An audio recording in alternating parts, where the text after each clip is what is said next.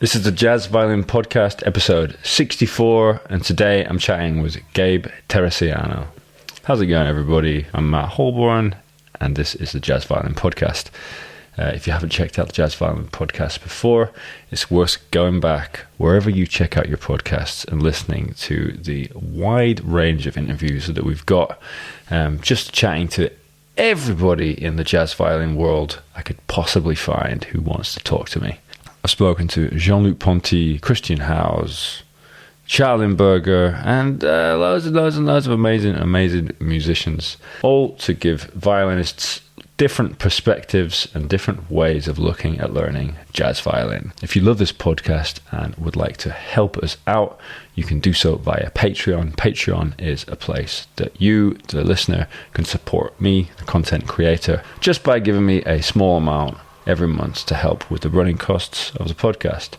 My Patreon account is also a place that you can get involved in my teaching. And on that Patreon account, there are sort of two main routes you can go down. If you are a beginner jazz violinist, you can join my beginners class, which gives you access to a bunch of different video lessons, all aimed at someone who's just starting out playing jazz violin. You also get PDFs to go along with all that, and you get the opportunity to ask me questions in a Q&A every month. You also get a new composed solo over a different standard every month that you can use to further your understanding of jazz violin and improv in general. If you've already been playing jazz violin for a little bit of time and that beginner's class isn't quite your bag, you're also welcome to join my Jazz Violin Practice Club. The Practice Club is based around these guided practice sessions that I've been running ever since the global pandemic happened.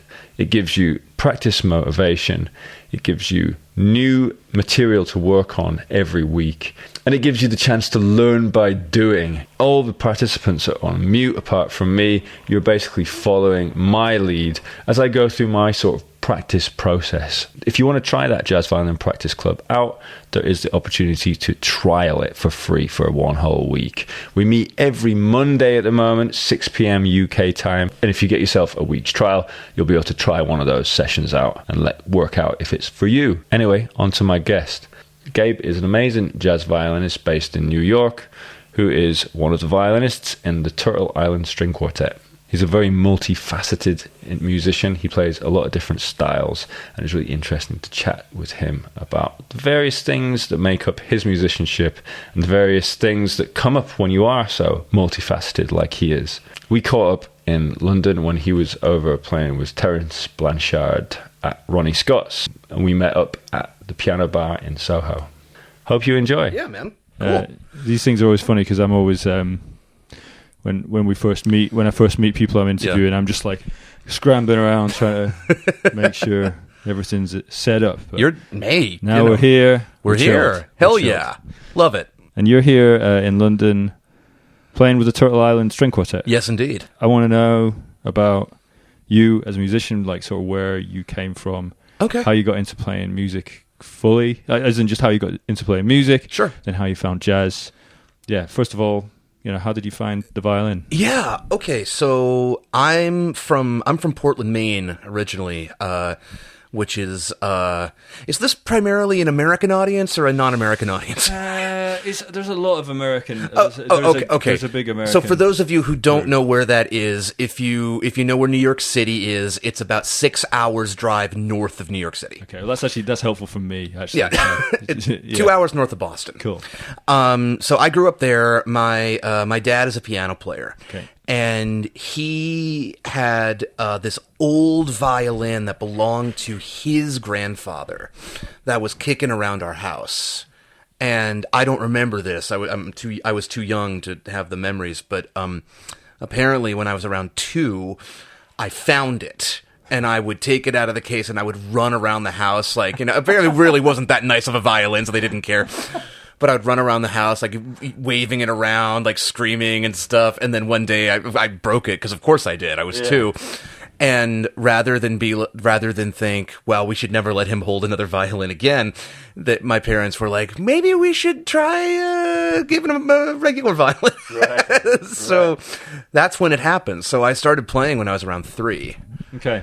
And then I did the Suzuki thing. I did the Suzuki thing when I was younger, sort of coming up through going through the books and I was really lucky actually, because my dad, as a piano player, capitalized on my taking Suzuki because he was able to be the accompanist for all the Suzuki recitals. And it meant that I could rehearse with my accompanist anytime I wanted.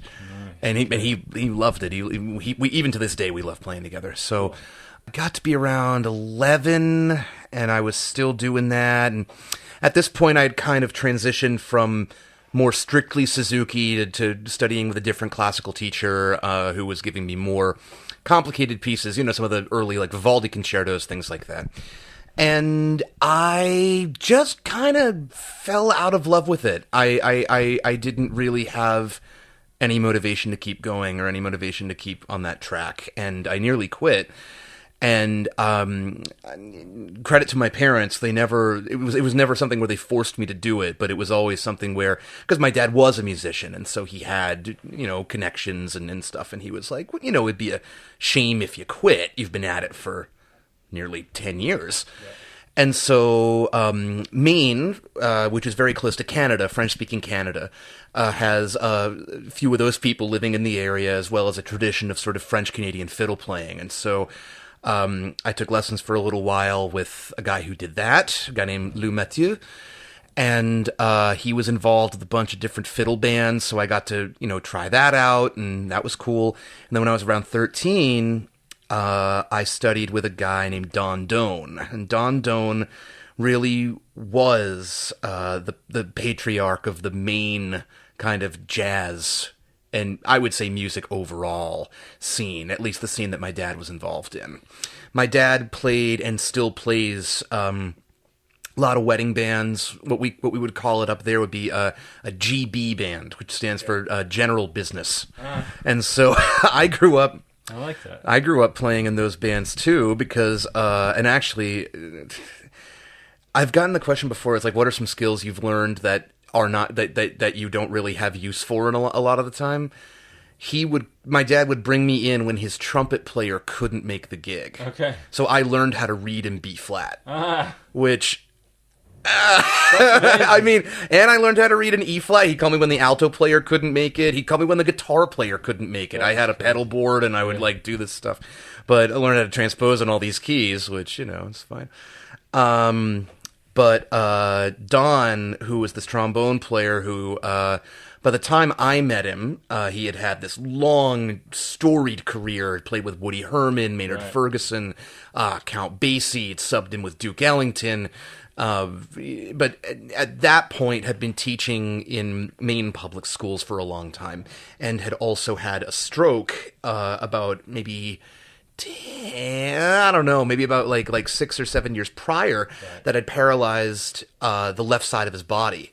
And so what he had done is he had basically retrained himself to play valve trombone with one hand. Oh, wow. Rather than slide. Right, yeah. So he was still teaching by that point. His wife was certainly having to help him and stuff. Right. But he was an incredible story, and he was the first jazz teacher I had. Right. And that just did it for me. Like as soon as he started saying, like, you can try to make things up for yourself, and you can use this knowledge in order to inform what you play. And there's this long lineage of all this stuff, and I got really, really into it. You had done classical music, and then you got to the point where you were a bit bored, and then finding jazz was what made you go, yeah, totally. Let's do it. Well, I had gotten to the point where it just felt like I wasn't where it wasn't where I wanted to go. Uh-huh. It wasn't that it was boring necessarily. It just didn't feel like the right fit. Mm-hmm. And jazz really made it a lot of things open up for me. Mm-hmm. Do you feel like you were very conscious about like that? Were you thinking about the future at this point? Were you like, because I'm just thinking about myself when I played violin, and a lot of the time it was the way I remember it is just just finding myself being like, just thinking, yeah, I don't want to do that anymore. Oh, I sort of want to do that. I don't know if I was ever able to think so clearly, thinking, well, actually, this is the path that I want to go down. Yeah. Is that how you felt? Do you remember having that clarity of vision? I remember at the time thinking that this was something that interested me. That this was something that spoke to me far more than the other thing. So I don't know if it was something that...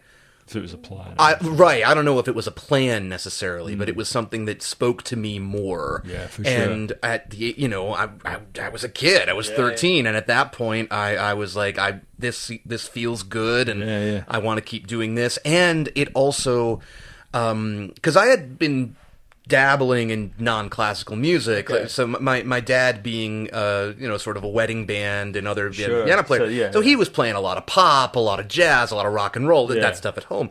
And so I was listening to it. I would jam with him a little bit and stuff. So it also gave me a way that I figured that I could play, be closer to him and I could play more with him. Yeah, having that experience of playing with your dad and sort of. I guess in a wedding band, even you are like jamming. If you're playing pop music to some degree, you're definitely more jamming than you are for sure if you're playing classical music.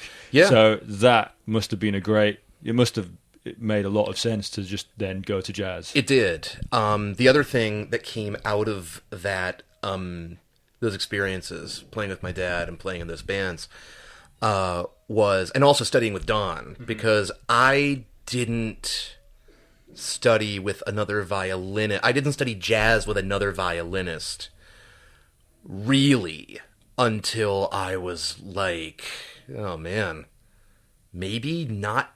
I mean, okay, if we're talking like years of lessons, like, committed to one teacher, that's never really been my thing. It's not happened. No, I've mostly studied with horn players.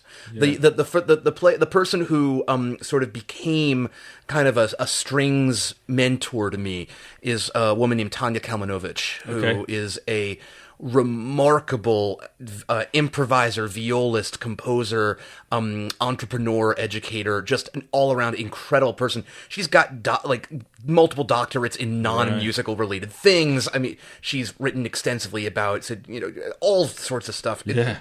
Her intelligence is like, holy shit. Nice.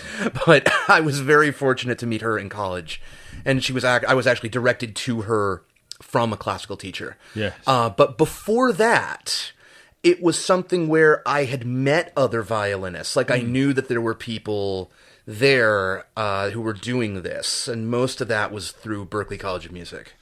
So I did summer programs there. Ah, okay. And that's where I met people.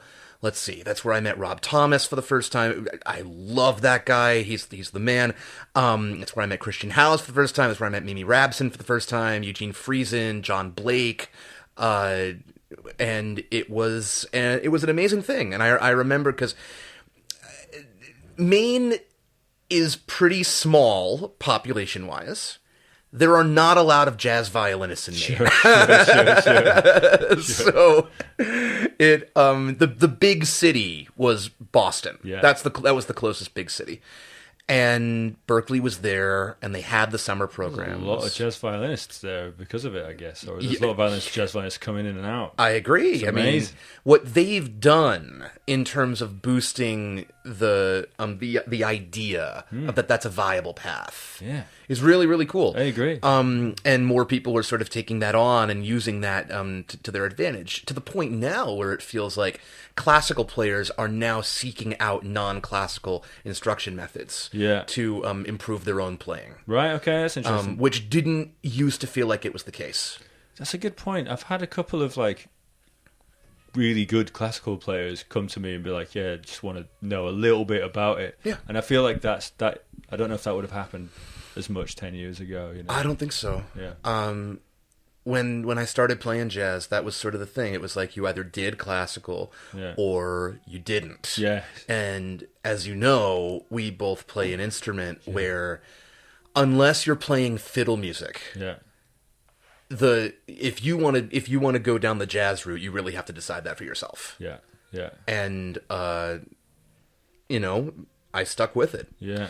for better or for worse. But oh man, it's taking you across the world to play. It has. It certainly has. So definitely sounds like it's for the better. I hope so. I do feel like it's I don't know. I'm just always happy to see people traveling the world playing jazz violin, man. So am I. It's great. It is cool because, and I do think like people who listen to this podcast often, I don't know. It's just good for people to hear that. For it's sure. Good for people who listen to this podcast to go. I would have loved to have something like this. Yeah. When I was a kid. Yeah. I mean, when I was 13, 14, 15, and there were no other jazz string players. Yeah, you just don't really understand it. Yeah. Yeah, and so, well, okay. so in a way, it kind of forced me to have to adapt. Mm-hmm. And that's another thing about, so I think I was going to mention this earlier, was playing in those wedding bands and learning how to transpose in B flat and E flat and all that stuff. What that also did was that it solidified a lot of that horn phrasing stuff. Sure. Because I'm playing as part of a section. Yeah. Because, we're playing Earth, Wind, and Fire. Right, yeah. We're not playing Vivaldi. For sure. You've got to hit that yeah. like these really short, tight, just bursts of power. And it's not it's not these long, these beautiful vibrato patches, which is great.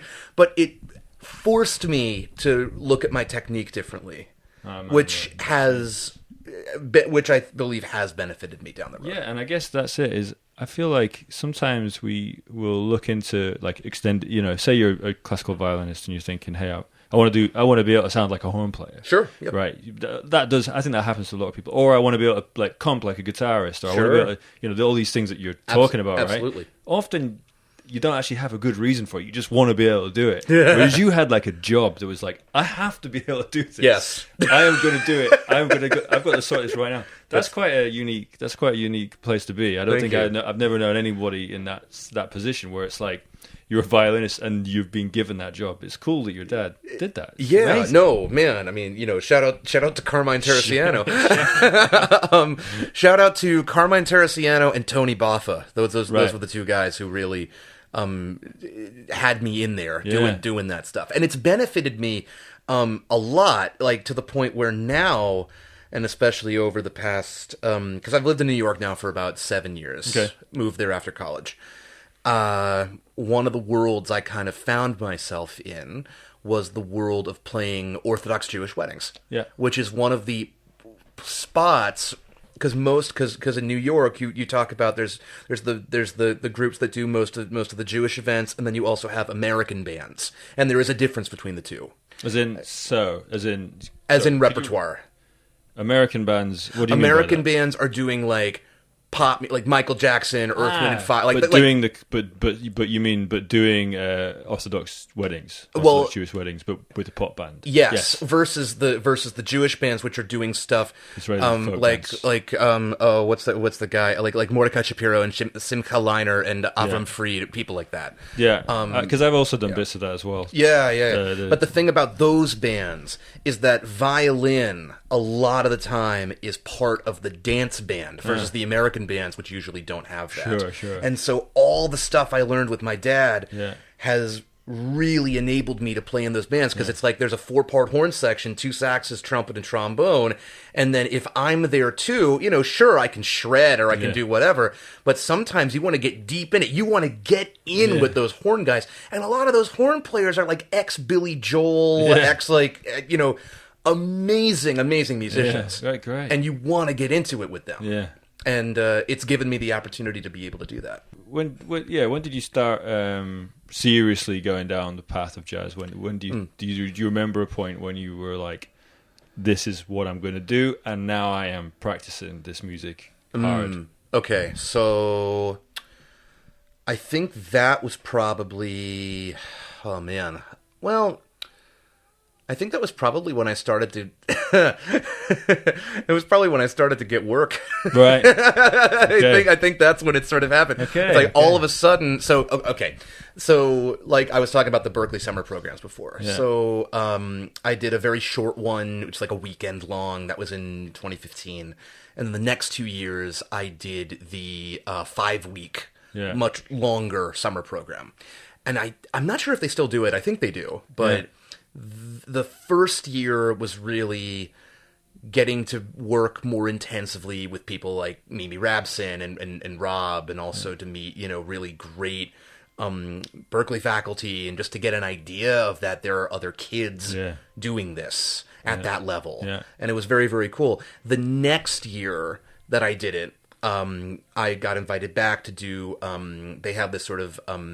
upper level ensemble called the Jazz Workshop, which was run by Terry Lynn Carrington, the drummer. And that was sort of the moment, like during that summer and afterwards, where I was like, I could see doing this. That was kind of the moment. And then when I got back to Maine, at that point I was in high school, and what I started to realize was that there were I knew how to play a little bit of bass. I had an electric bass at home.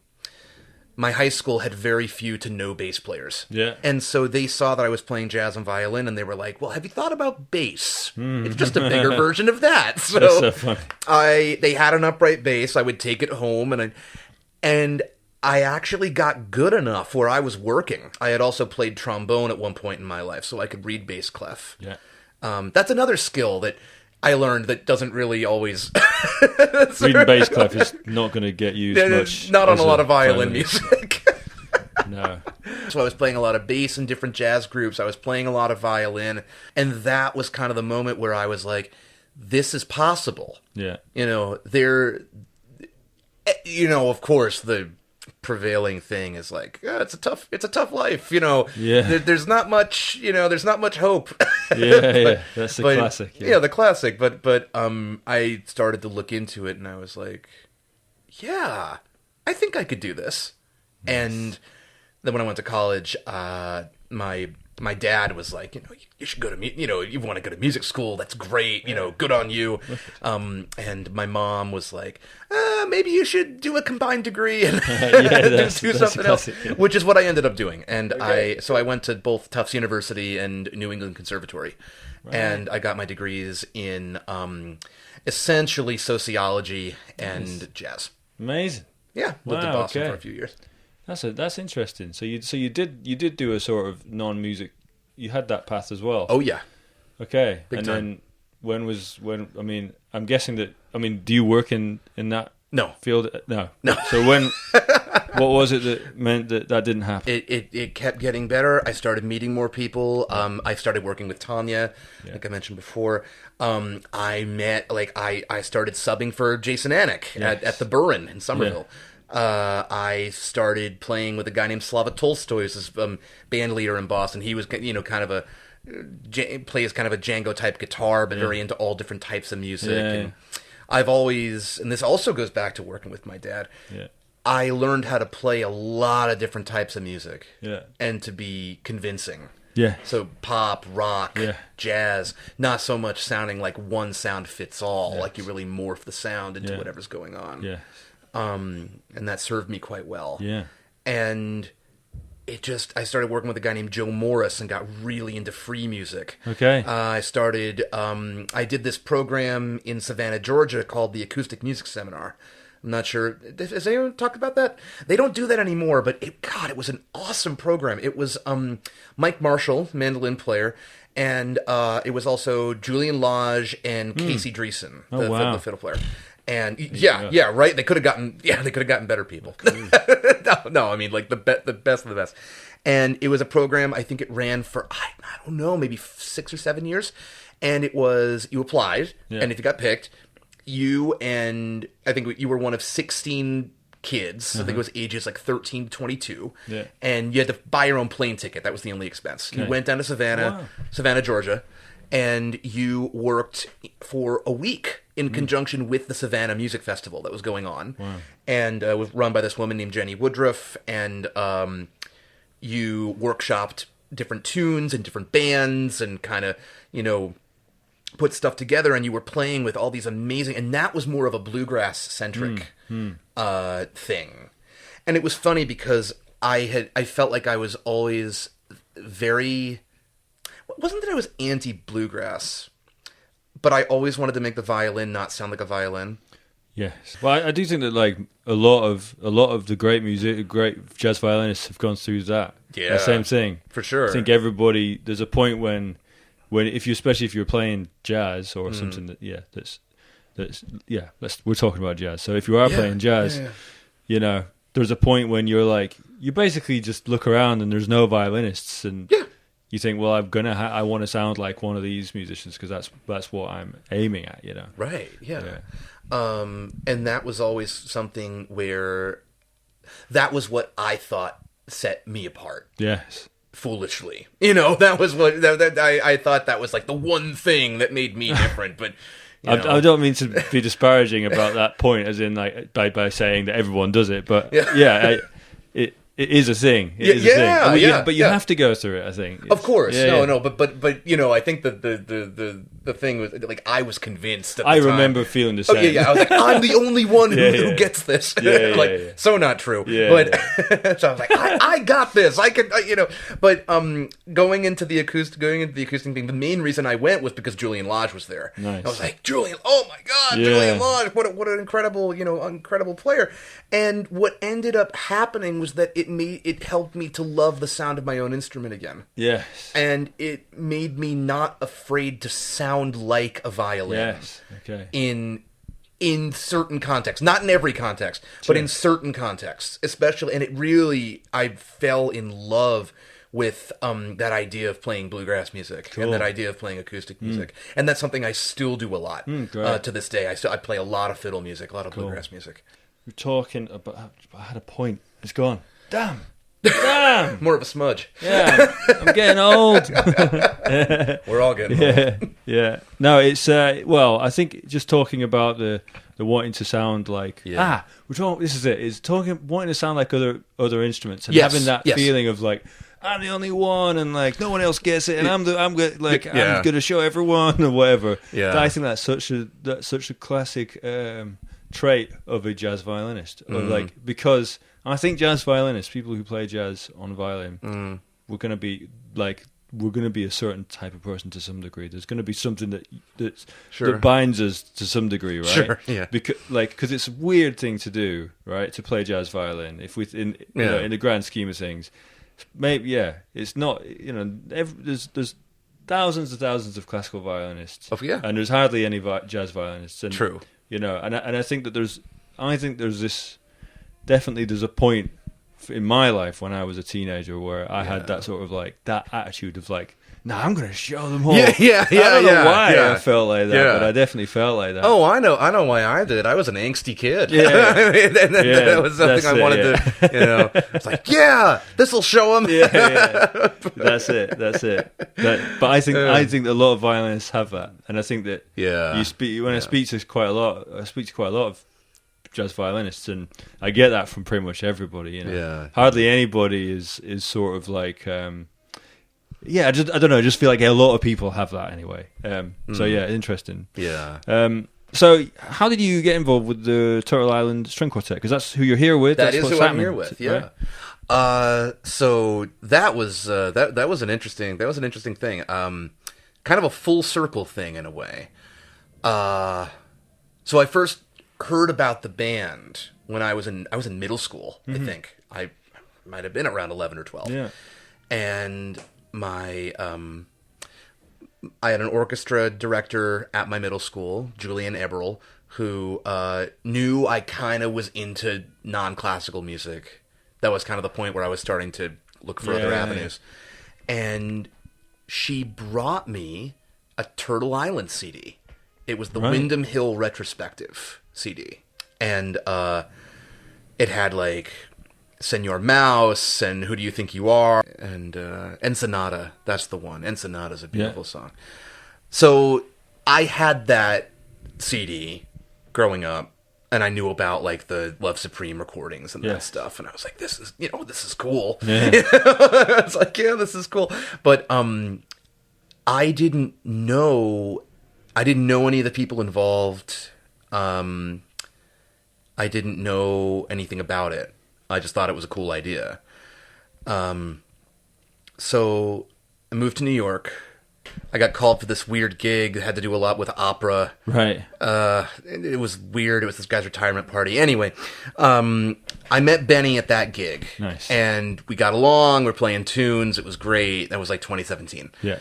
2018, I decided to go and try my luck in the Seifert jazz violin competition. Yes. And I went, and Benny was there, also competing, and we spent a lot of time around each other, and really, I developed a real respect for what he's doing, and I ended up winning third, which was cool. Nice. Paid for my flights, Yeah, nice. which I was, yeah. So I was very, very happy about that. I got to meet some other great musicians.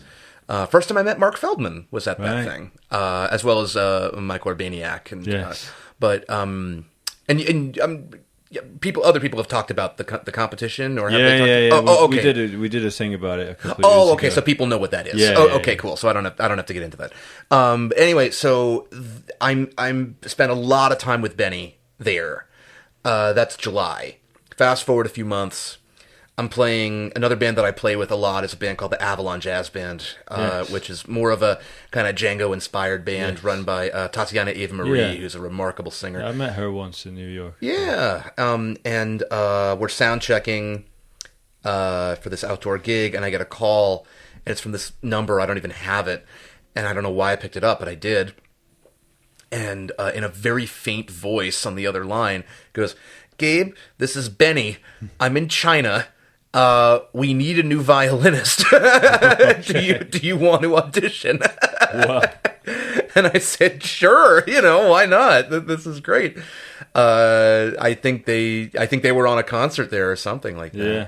So I got the info. I had met Dave Balakrishnan very, very briefly at a place called The Keep in New York City, which used to be this real spot for like a gypsy jazz hang that was like every Wednesday night for a long time. And he was there, I was playing, and I think we crossed paths once, very, quick conversation, that sort of thing. So I get the music, I'm doing the thing. I also, just because whenever I think about that time in my life, I also think about where I was living. So I was practicing this music.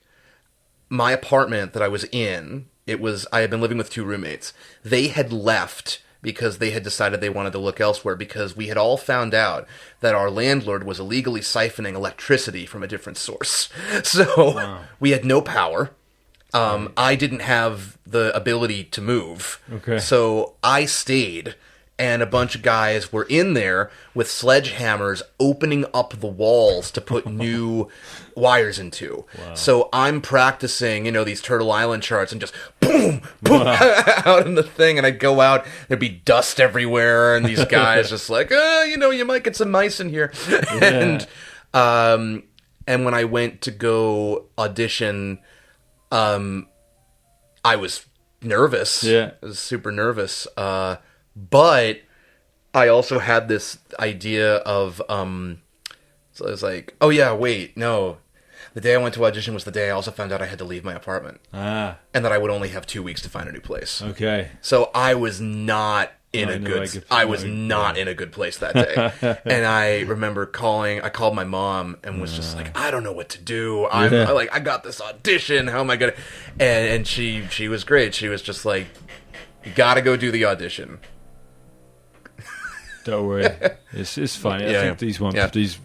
She's like, you got to go do the audition, then worry about it. Yeah, it'll be okay. Yeah. So that's what happened. I went to Benny's apartment, auditioned, and Dave called me later that night and said, the gig's yours if you want it. Amazing, great. Yep. Great. 2 weeks later, I had a new apartment, and I was playing with the Quartet in the Quad Cities of Rock Island, Illinois. Right. Yeah. My first gig with the Quartet Right, yeah. was it was a lecture demonstration for a gym full of screaming fifth graders at 9 a.m. Wow. I was terrified. I was shaking in my shit. I'm like, they're gonna know they picked the wrong guy. I'm gonna mess up. I'm gonna ruin this, And the other guys are just like, where's my coffee? Yeah. That is a funny place to be. That's a very funny place in any professional musician's life. When when it's your first thing with somebody where it's a big deal to you, it doesn't matter. It could be anything. It could be so many different things. So we find ourselves in these places all the time. And you're thinking, oh God, everything's so stressful, and like the rest of the musicians could not be further from that. They're just like, they probably don't even know that you're stressed out, right? Or if they do, they think, he's a little bit stressed out. They don't know the stuff that's going on in your head. Oh, I had full imposter syndrome. Yeah. I was like, they're gonna know, they're gonna figure it out. They picked the wrong guy. But imposter syndrome is a debilitating thing. It's a difficult thing to get over. I think at certain points. Depending on, I mean, it's just time, isn't it? It's always like with new things, you get it. So if you spend a lot of time doing loads of different new things, you spend a lot of time with that imposter syndrome. 100%. And that is the pitfall of being, multifaceted, or having a lot of different interests. That's right. And of course, there's also there's the adage: it's jack of all trades, master of none. Yes. And there's this idea that if you spread yourself too thin, it's never gonna work out completely for you. Which I can understand that, but I think it's a little bit of an over. Yeah. I think it could be people can put it too black and white. Exactly. Right? They can be I get it. I get where it originates from, but it shouldn't. If you have a real interest in doing something, that shouldn't discourage you. Yeah, agree. Yeah, of course. I agree. Yeah, that's interesting. So it was baptism of fire in 5th grade. Yeah, primary school. Amazing. It was actually a really great first thing to do with them. I bet it was. Yeah. Because one, like you said, but talk about baptism by you get that out of your system, and the rest of it was like, okay, I think I could do this. But it was also, usually when we do gigs, it would be like we would fly into a place, we would do one day, we'd maybe do like some teaching in the morning, we'd do the concert at night, and then we would go home. Yeah. This was like a week-long residency. And so as a first time playing with a new group, it was hugely helpful to have that be. And it was a bit unusual. They kept on telling me the whole time, like, this is not how we usually do it. This is kind of a weird fluke, And I think what had happened was that I think the previous violinist had quit rather suddenly. Right. And so they needed somebody. Yeah. Well, they actually asked me in the audition. They were like, "Can you be ready to go in 2 weeks?" Right. Yeah. Cool. And I was like, I think so. Yeah. And it's. Am I right in thinking you go through periods of being quite busy with that band? That's quite a busy band. Yeah, definitely. More so during like the fall, winter, and spring. Actually, less so in the summer. Okay. But we do have some stuff coming up this summer. I feel like we, okay. I should also say that since we started playing and collaborating with Terrence Blanchard, we've been, there's just been more shows, more tours, things like that, which has been awesome. Yeah. I just want to quickly ask you, before we talk about the Terrence Blanchard stuff. Yeah, sure. I just want to ask you about like what it's like joining a band that's had that sort of long history. Because there's not many bands like that, right, actually, that have been going for so long. They started in the 80s? 85, right? Yep. And they do something very unique. Yes, they've been going for ages. Yeah. And what's it like to join a band like that? Well, I said before, it was like a full circle thing. I remember getting the call from Dave to be like, he's like, "You're in if you want it," and I think I immediately just put on like, I think I put on that recording of Ensenada. I love that song, and I've never gotten to play it with the chord. I keep on being like, Dave, we should play Ensenada. He's like, that's an old one. I don't want to play that anymore. But I was just remember feeling like, okay, this feels important. Yeah, you know what I mean? Like this feels important. That there's a legacy there. Yeah, because I knew Daryl a little bit, and I knew he was involved, and a lot of the other guys in that band, I mean, I didn't meet a lot of them until much later. And I don't think I've met Evan Price at this point. Okay, yeah. I don't know Matt Stolling. Yeah. But they certainly left their mark on that group. I mean, on those, like talk about that Love Supreme recording and that stuff they did with the Ying Quartet. But the thing about that group, which I love, is that Dave, as a composer, has kept writing. And so it's not like I joined a band that's been playing for, at this point, close to 40 years, and we're still playing the same, there's a couple things that we're still doing from the early days. Like, I think Skylife, which was one of the original tunes. We still play that from time to time. But overall, it's all new stuff. Dave, as a composer, really writes to fit the band he has. And as a result, you really feel like you're there. You're a part of it. Yeah. And that you're crucial, that you are crucial to the music making, which is so important. Because I've talked to people who have joined, and this is not necessarily string quartets per se, but bands that have been around for a long time, or touring bands, things like that. And it's like, they're playing, the greatest hits, and they're like, man, anyone could play this part. Yeah. And that is a thing about being in this band, is that it does feel like the part was written for you. Right. And so that's been it was a welcoming experience. Also, it felt like the group invited me in. Yeah.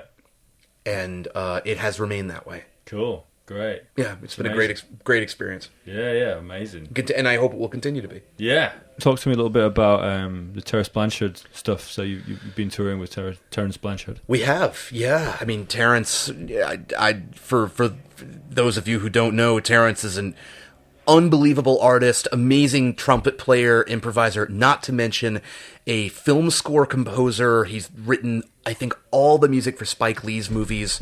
So he did the Five Bloods, She's Gotta Have It, Black Klansman. That score in particular was incredible. Oh my God, incredible writer. Also did Requiem for Katrina, Tale of God's Will, which beautiful writing. He also did all the music for The Woman King, that movie that just came out. Great movie. And One Night in Miami, which was an Amazon Prime movie about different black activists, joining together in like the 1960s. And on top of all that, he's also an opera composer. Oh, really? He's written 2 operas. That's crazy. And he was the first black composer to be presented at the Metropolitan Opera. Wow. Okay. Yeah. I mean, you want to talk about a trailblazer. Yeah, that's crazy. Yeah. It's kind of like, I always have to remind myself of that, because when, I hang with him and he's such a nice guy and like really, down to earth and stuff. And then there's some points where I'm like, that's Terrence Blanchard. Holy shit. Yeah.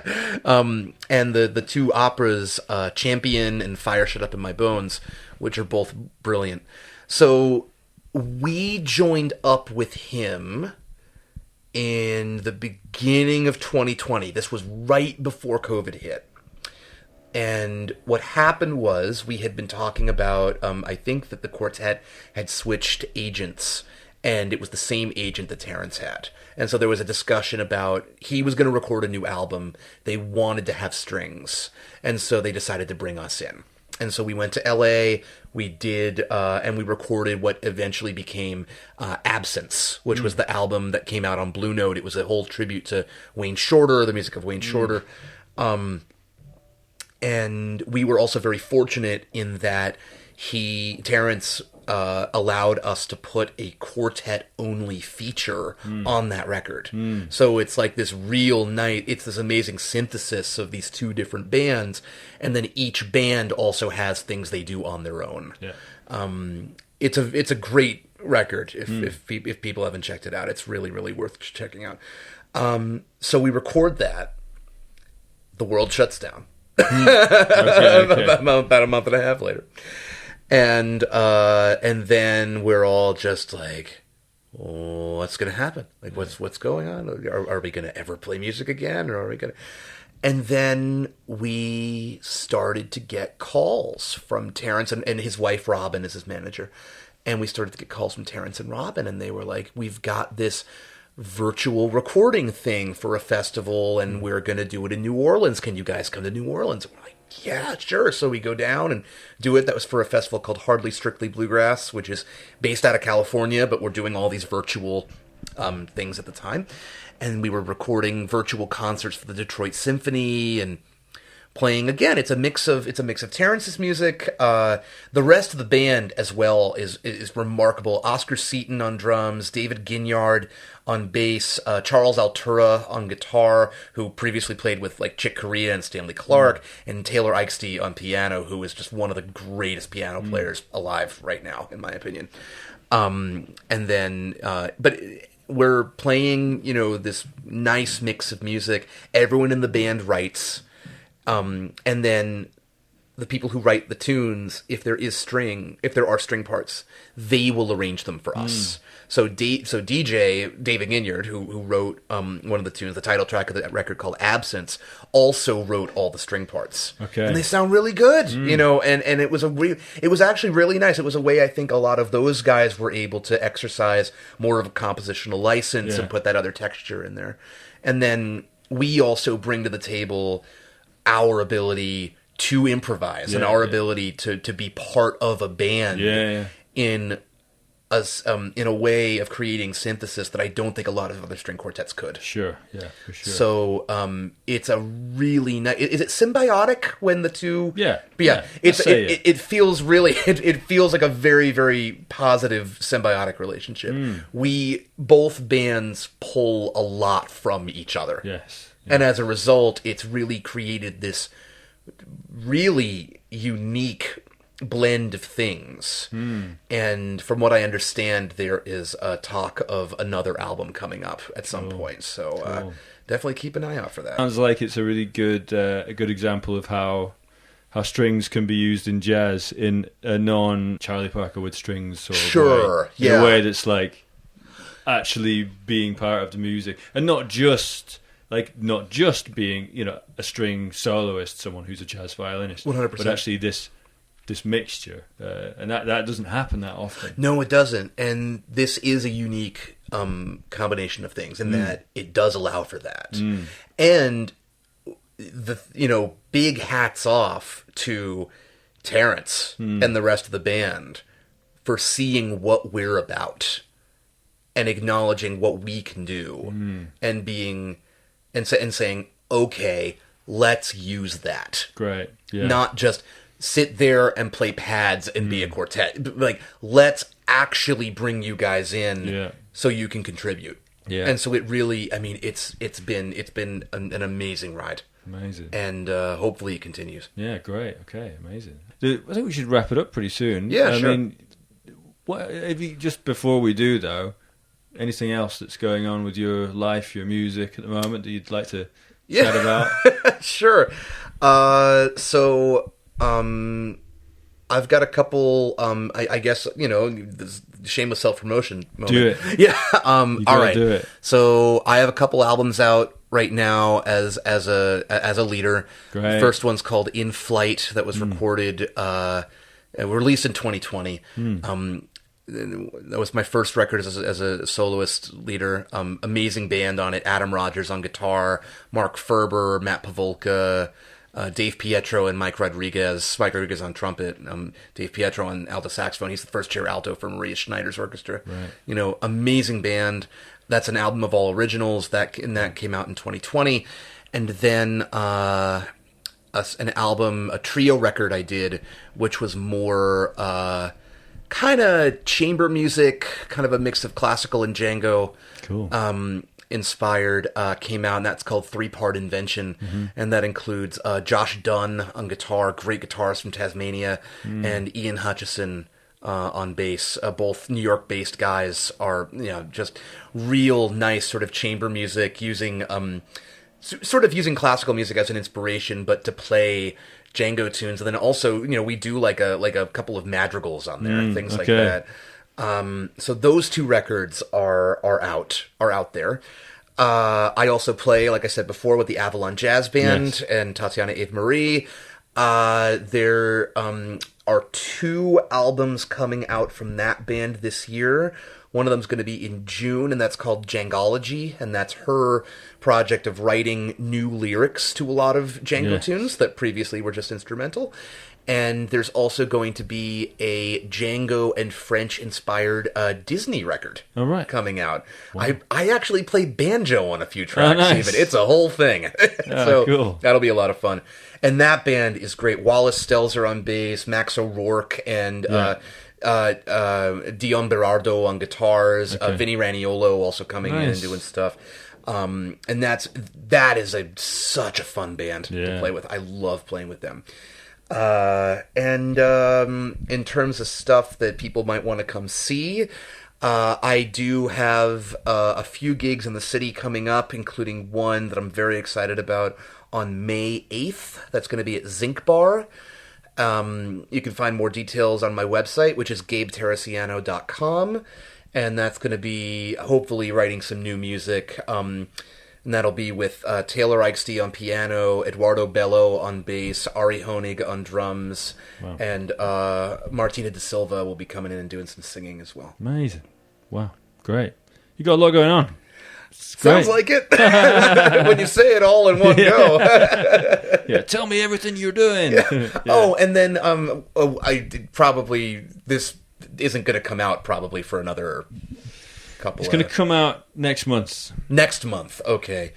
What month is it now? Is it it's March now? I've got one that I'm pressing send on now for this month. So okay, so for next month. So for April, it would be April. It would come out. Okay. I would just say one other thing is Turtle Island Quartet's going to be playing in early April. I know we've got shows in Florida and Pennsylvania.